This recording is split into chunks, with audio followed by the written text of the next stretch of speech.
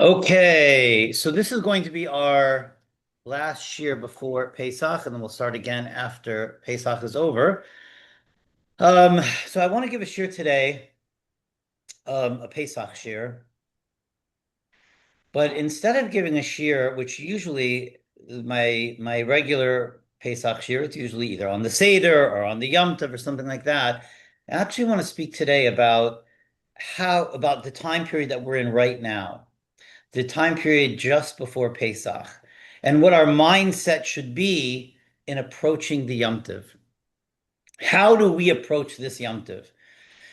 And you can't be a rabbi in an Orthodox community and not realize that people approach Pesach with a tremendous amount of anxiety and trepidation, and I understand why. It's not like we don't understand why. There's a tremendous amount of it's labor intensive and a tremendous amount of work, and we're very scrupulous with cleaning our houses for chametz. And before we can clean, we have to organize and do a whole spring cleaning and organize first, and then that's a whole malach in and of itself. And then we can't even clean until we do that, and then the cleaning itself is tremendously laborious, and it feels incredibly overwhelming. And I get it. I'm not downplaying any of that. That is all very real. But what I want to do today is just give a different perspective on what our mindset should be based upon on based upon the Yom Tov itself.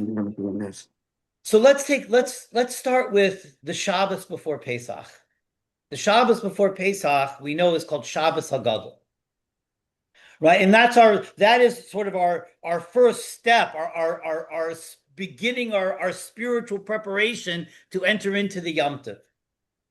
Why is this Shabbos called Shabbos Hagadol? This is one of the famous questions in Jewish liturgy. Why is the Shabbos before Pesach called Shabbos Hagadol? And there's all kinds of different answers given to this question. The most common one is the Nes Gadol. There was a tremendous miracle on the Shabbos before Pesach. And what was the miracle? That Hashem had told the Jews to take the lamb, which is one of the deities of the Egyptians, and tie it to their bedpost. And the Egyptians were so upset at this tremendous disrespect to their deity, to their God, and they wanted to attack the Jewish people. And some miracle happened. The Medrash says they were afflicted with some kind of gastric issues, whatever it may be, and they were unable to attack the Jewish people, and that itself was a tremendous miracle. And this, of course, happened on Shabbos. This was when the Jews were told to take the sheep and the lamb and tie it to their bedpost. And so the Shabbos for that miracle is called Shabbos Hagadol, the Shabbos of the great miracle, that the Egyptians were unable to attack the Jewish people for taking their deities. That's one answer given. Another is Maka Mitzrayim Bivcherehem, that, as we say in our Shabbos davening, the Bechorim of Mitzrayim. Imagine you're a Bechor in Mitzrayim, and every single plague that Moshe Rabbeinu has mentioned has come true, and the next plague is Makas Becheres. And so the Bechorim went to Parai and said, we don't want to die. Let the Jews go. Everything Parai has set up until this point, everything Moshe has set up until this point has come true, and we don't want to die. And Parai refused to let the Bnei Yisrael go, and the Bechorim of Mitzrayim, there was a civil war in Mitzrayim, and the Bechorim of Mitzrayim fought against Parai's army. And so that's Shabbos Hagadol. That's one reason. Another reason why it's called Shabbos Hagadol, the civil war in Mitzrayim to allow the Jewish people to go. Okay. There's many other different answers as well why this Yom Tov is called Shabbos Hagadol. I want to share with you an answer that I saw from the Nesiva Shalom, the Slonim Rebbe, previous Slonim Rebbe. And he gives a very beautiful answer. And really, before I even talk about his answer, let's preface it a little bit with what really is Pesach. Pesach is more than just Yetzias Mitzrayim. It's more than just the exodus of the Jewish people from slavery. Pesach is really, underlying that, Pesach is really the love story between Hashem and the Jewish people. It was when we learned for the first time that, notwithstanding how lowly our behavior was in Mitzrayim. We had so assimilated into Egyptian culture. I mean, we were there for hundreds of years. And we were enslaved and we had no freedom. And we ended up completely assimilating into Egyptian culture. And thanks. And that means that there was tremendous idol worship amongst the Jewish people, other negative behaviors as well, to the extent that when Moshe Rabbeinu came to Klal Yisrael and to tell them that redemption is coming, the Jews themselves didn't believe it. And the Medrash says the Jews themselves said, how can that be? Our idolatry is spread all over. Forget about the idolatry of the Mitzrayim. Our own idolatry is spread all over Mitzrayim. How can it be that Hashem cares about us, loves us, wants to redeem us when we have completely abandoned any semblance of Amunah? Which isn't true. They still kept their Amunah on Hashem, but they were assimilated into this culture and they had a tremendous amount of idolatry, and they were sunk into the 49 gates of impurity, the Mem Teshari Tuma, to the extent that had they remained there even a second longer, a split second longer, they would have been irredeemable. And in that lowly state is the first time Hashem says, B'ni B'char Yisrael, my beloved, my firstborn, the Jewish people. And Hashem redeems us in an act of pure divine chesed. We're undeserving, we're unworthy, and we ourselves understood that. And notwithstanding all of that, Pesach was a tremendous revelation, not just of godliness, but of godly love for the Jewish people. That transcended their behavior, notwithstanding their behavior was not what it was meant to be or not what it should be. But nevertheless, Pesach was this incredible manifestation of divine love. So really the way to look at Pesach is really the beginning of the love story between Hashem and the Jewish people. Okay. With that being said, let's take a look at Shabbos Hagadol. Why is it called Shabbos Hagadol? It says in the Siva Shalom, there's two elements of Shabbos, Zachor v'Shamor, right? Zachor is the Shabbos, and in the Yisera Sedibros. One version in Parshas Yisro is Zachor es Shabbos, remember the Shabbos, and in Parshas Estanan, Shomer es Shabbos, guard the Shabbos. So we have Zachor v'Shamor. And what are these two elements? The Zachor, to remember Shabbos, is the actual actions that we take, the mitzvahs ases, to the positive commandments, to show that today is unique. Making kiddush, the special davenings during Shabbos, the things that we do to show Shabbos is unique. Lighting Shabbos candles, etc. That's the Zachor. That's remembering Shabbos. Shamor es Shabbos, guarding Shabbos, is the refraining from doing malacha, for the refraining from working on Shabbos. So that's the los ases, the negative commandments that we do not do, the actions that we do not do on Shabbos. So the ases, the positive commandments, is Zachor es Shabbos. The los ases, the malachas, are Shomer es Shabbos. And together, the two of them are how we keep Shabbos. Zachor and Shomer. The Zachor, the mitzvahs ases, are a manifestation of ava, of love, our love to Hashem. And the Shomer, the refraining from malachas, is the manifestation of yira, ava and yira. And so these are the two elements of Shabbos, ava and yira. But between these two, the one that is most emphasized is ava. Shabbos is really the love between Hashem and the Jewish people. In fact, we say it in our Shabbos Shmona Esrei. Ki li Yisrael amcha nesata ba'ava. You gave us Shabbos in love. And if you look at all the insertions that we put into the Yom Tov Shmona Esrei, when it's on Shabbos, it's all about love. Ava v'ratzon. It's all about love. Shabbos is Hashem's love for the Jewish people.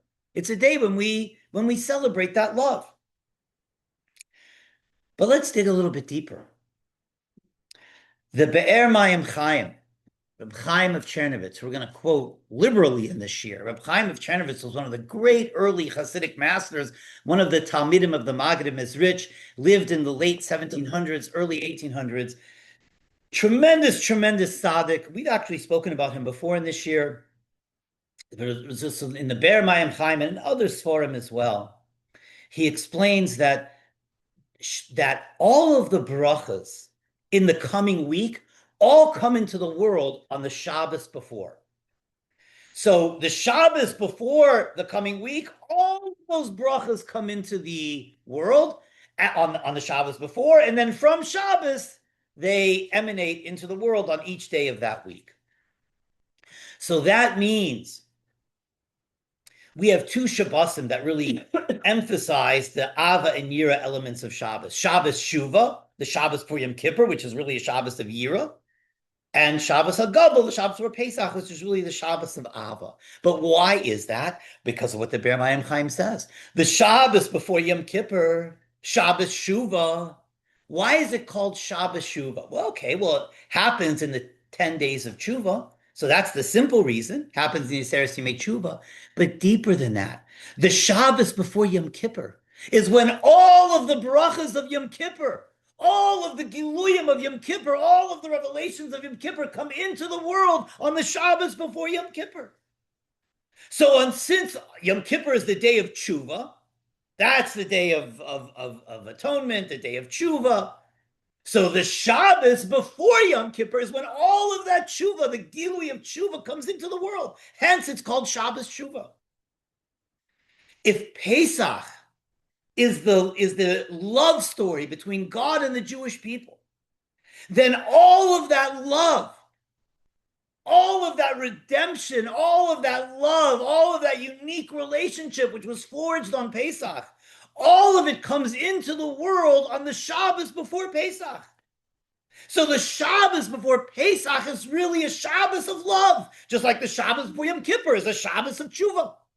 So the Shabbos before Pesach should be Shabbos Ava, the Shabbos of love. And that's exactly what it's called. When we take out the Sefer Torah and we after Gadlut, we say when the person holding the Torah is walking around, everybody's giving. We say there's a pasuk we say in Divrei Hayamim that goes through all the midas of Hashem: Chesed, Gvura, Tveres, Netzach. It's L'cha Hashem, Hagedula, V'Gvura, V'Tveres, V'Netzach. We go through all the Hashem's midas. To you, Hashem is all. But what do we call Chesed? L'cha Hashem, Hagedula. Chesed is called Gedula. Because chesed is Hashem. Love, divine love, is a manifestation of Hashem's chesed. And chesed and divine love is expansive. So gedula, chesed is also called gedula, gadol. Shabbos HaGadol is another word for Shabbos of chesed, Shabbos of Ava, Shabbos of love. That's why it says in the Shiur Shalom, that's why it's called Shabbos HaGadol. It's another way of saying it's the Shabbos when Ava, when Gedula, Hashem's love is imbued into the world. So this is our preparation for Pesach, experiencing Hashem's love and reciprocating that love. And that's really the main idea. We're meant to approach Pesach with this feeling of love, with this feeling of anticipating the excitement and the love and the relationship, the renewal of the relationship that we have with Hashem. And in order to imbue that into our minds and into our hearts, the Shabbos before, we call it Shabbos HaGadol to remind ourselves, this is the Shabbos of love. This is the Shabbos when we're preparing ourselves for the love relationship between Hashem and the Jewish people. So this really is our mindset. And with this, we can understand another question when it comes to Pesach. And that is, and Rashi asks this question as well. That is that Hashem told the Jewish people in Mitzrayim to take the lamb 4 days before and tie it to their bedposts. That's the only time that commandment is given. All of the other Pesachs throughout history, the mitzvah is Korban Pesach. There's no mitzvah to take the lamb 4 days before. It was only on the first Pesach. Why? Why did Hashem command us to take the lamb 4 days before? What's the purpose of that? And why was it only on that day, only on that Pesach, the first Pesach, and not every Pesach afterwards? After all, everything else, the matzah, the Korban Pesach, the mor, we do every Pesach. But that element of taking the lamb 4 days before and tying it to the bedpost, that was only the very first Pesach. So why? So Rashi gives an answer, but his answer is hard to understand. Rashi says because we needed a schus. We had no schusim. We had no merits as we mentioned before. Egypt was filled with the idolatry of the Jewish people themselves. So we lacked merits to merit redemption. So Hashem gave us, says Rashi, two merits: bris milah, everybody who wasn't circumcised had to have a bris, and korban Pesach. And so Rashi says that's the answer. But that only explains korban Pesach, not taking the lamb 4 days before. The korban Pesach, the Paschal lamb, and the bris milah, those were the two schusim. But Rashi's not answering the question. The korban Pesach was the schus, but why take it 4 days before? Rashi seemingly doesn't answer it. So I saw that Rashi actually is answering it. I saw a beautiful interpretation, and I saw this in a sefer, also from Chaim of Chernovitz, in a different sefer of his, called Sidurei Shel Shabbos, which is more than just a Shabbos there. It's this whole sefer of philosophy, and he quotes a pasuk and in Eiv and a very bizarre medrash. The pasuk is as follows. The pasuk says, "Mi hiktimani ve'eshalim." Who is going to greet me? Lashon hektim, come first. Who is going to greet me first? Ve'eshalim, and I will pay him, says Hashem. That's what the pasuk in Eiv says. And the medrash explains what is Hashem saying. And the medrash explains it as if Hashem has a taina, has a complaint against the Jewish people. That Hashem is saying, I want you to be first. I want you to greet me. Who puts up a mezuzah unless I give them a house? This is what the Medrash says. Who puts up a mica unless I give them a roof? Who gives truma unless I give them grain? Who gives challah unless I give them dough? So and that's the end of the Medrash.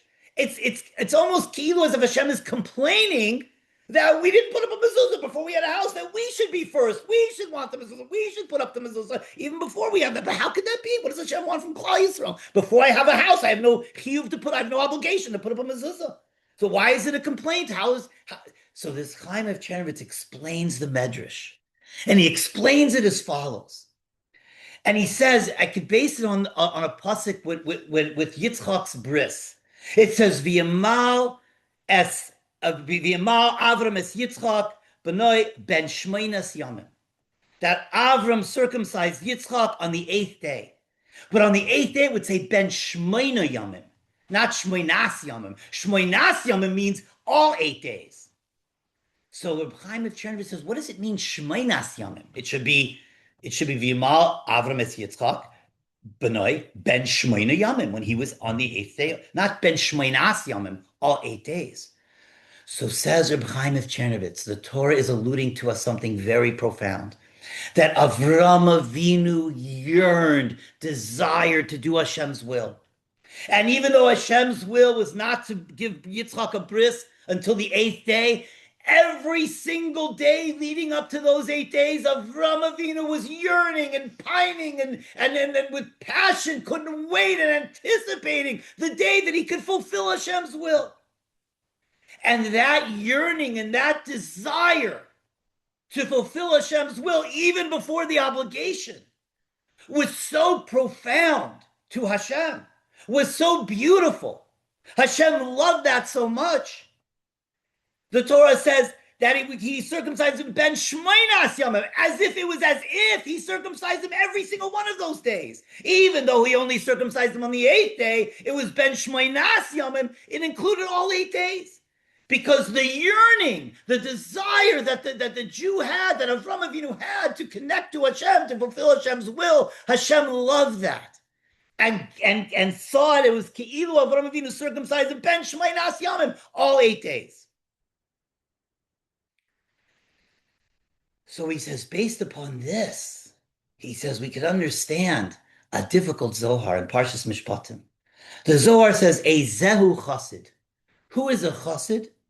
And the Zohar answers, Hamischassid im kainai. Somebody who does chesed to Hashem, im kainai, to his master. And Reb Chaim, that's the Zohar. And Reb Chaim of Chernovitz asks a good question. How could a fallible, flawed human being do chesed to the perfect creator who has everything, who's not lacking a thing? How can we do chesed to Hashem? What is our chesed to Hashem? So says Reb Chaim of Chernovitz, he says, I'll give you an example.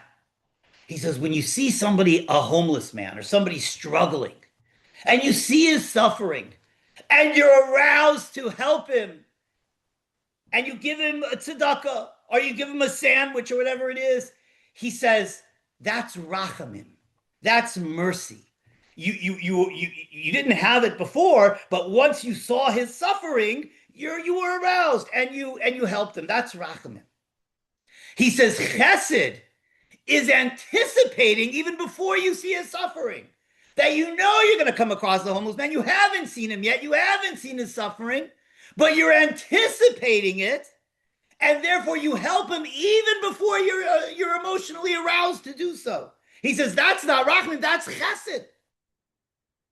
He says, so chesed comes even before you're aroused, even before you see, even before you feel the obligation. He says, so similarly, when one puts up a mezuzah on their house after they have a house, that's rachamim. They have an obligation. They're responding to that obligation, and they put up a mezuzah. But a person who desires to put up a mezuzah even before he has a house, he yearns, all I want is a house because I want to put up a mezuzah, because I want to fulfill the ratzon of Hashem. He says that's chesed. That's a mischasedim kainai. What it means to do chesed with Hashem is to yearn to do his mitzvahs like Avram Avinu yearned to circumcise Yitzchak all 8 days, even before the obligation. And so this is what the Medrash is saying. When he quoted that pasuk in Iyov, Mi hiktamani, who greeted me first, who yearned for the mitzvah even before the obligation. Ve'ez shalom, and for that I will pay him. For the yearning, Mi hiktamani, who yearned first, who came to me first, even before I obligated them. That's what Hashem is saying. Who yearned, we're meant to yearn to give challah even before we have the dough. We're meant to yearn to give truma even before we have the grain. We're meant to yearn for the mezuzah even before we have the house. That's what the Medrash is saying. That's chesedim kainai. And so now, let's bring this all back. With that hakdama, let's bring this all back to Pesach. We were as we said, in the Mem Tes Shari Tuma. We were in the lowliest spiritual place. It wasn't enough. The schus of the Korban Pesach and the Bris Milah, those two schusim were not enough. What was Pesach? Pesach was a manifestation of divine chesed, of divine love for the Jewish people. In order to arouse that chesed, we have to initiate. That's how Hashem created the world. Esrusa de lasata, esrusa de laela. An arousal from below elicits an arousal from above. Now, even though Pesach was a total arousal from below, we were unworthy, but there was a little bit of an arousal from below.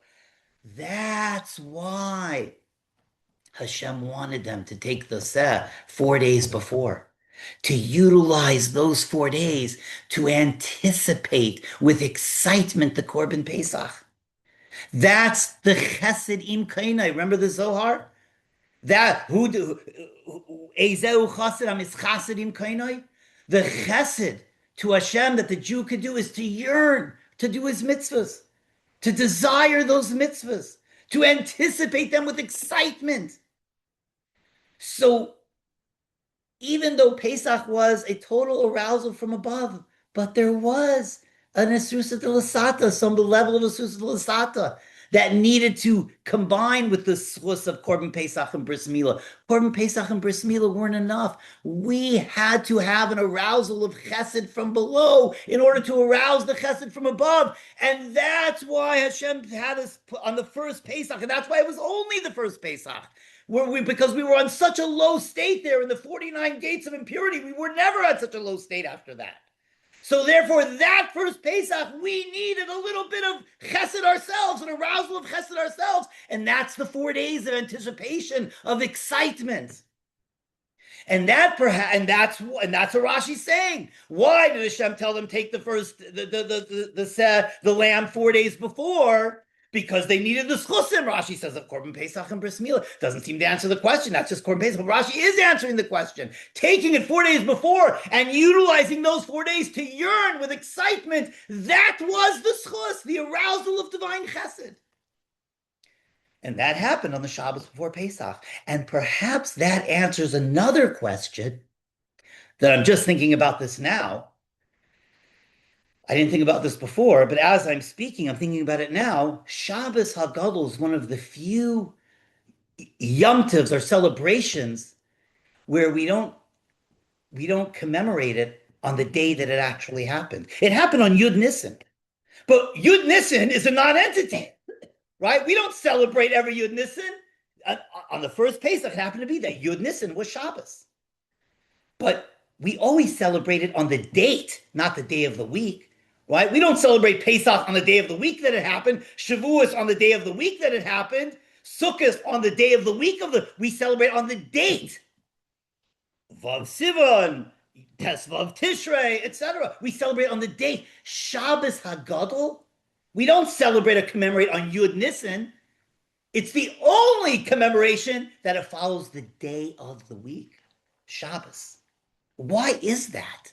Maybe it's for exactly what we're saying. The whole point of that Shabbos HaGadol, of taking the set, was so that the Jews should spend those 4 days yearning, developing their love for Hashem.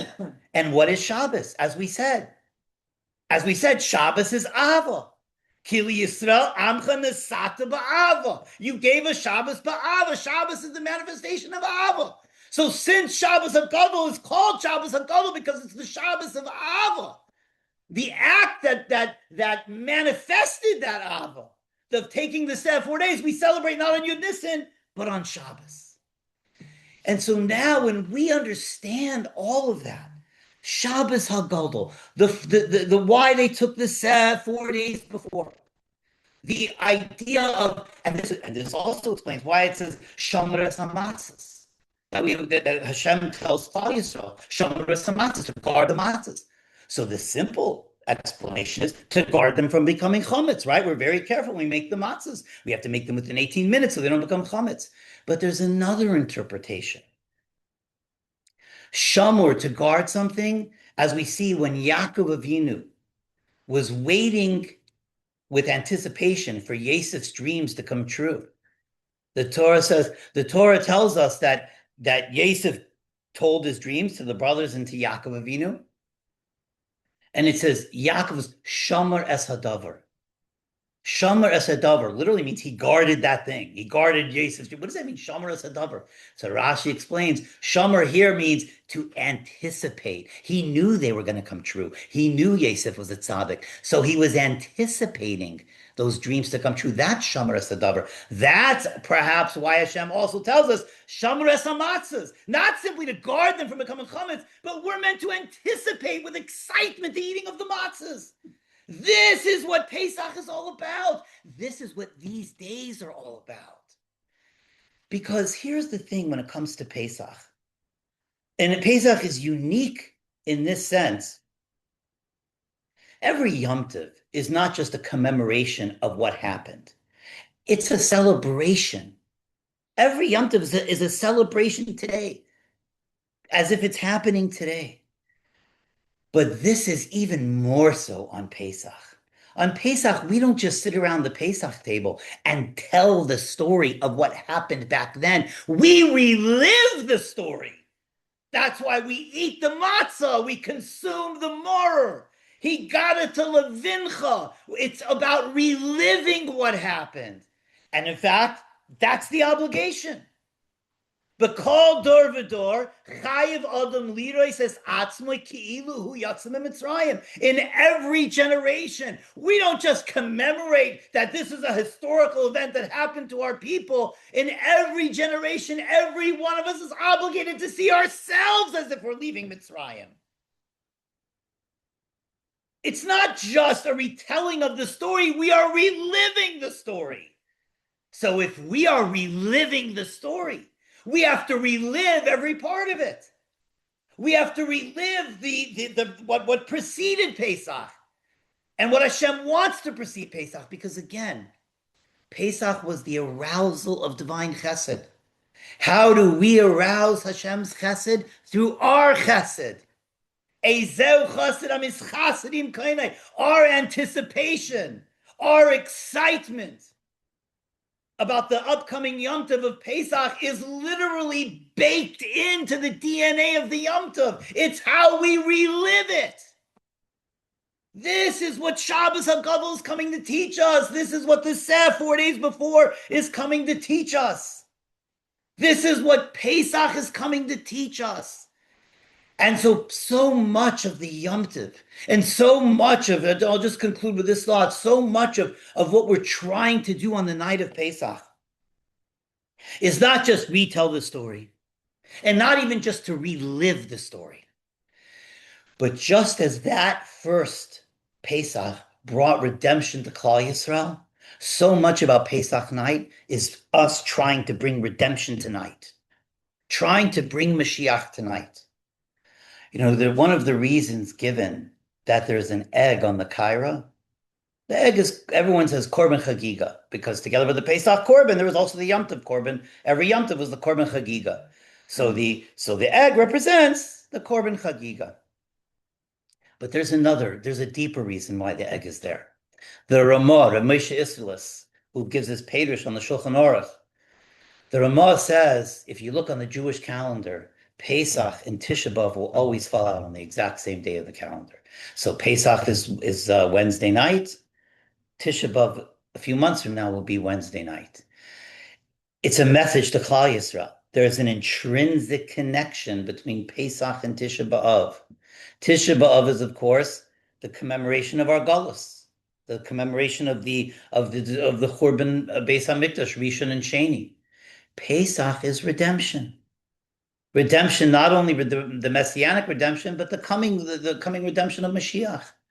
The egg on the kairos to give us a message that if we celebrate Pesach properly, if we do what we're meant to do, if we can stir Hashem's chesed as we did on that first Pesach, then a few months from now on Tisha B'Av, it'll be the greatest celebration Klal Yisrael has ever known. As the Navi says, Tisha B'Av will be a moed. It's the reason why we don't say Tachnun on Tisha B'Av. Right? Our saddest day of the calendar, we don't say Tachnun, because the Navi calls it a moed. Because it will be in the future a moed, a great Yom Tov. And it's the same day as Pesach because there's an intrinsic connection. Pesach is about bringing redemption and rectifying Tisha B'Av.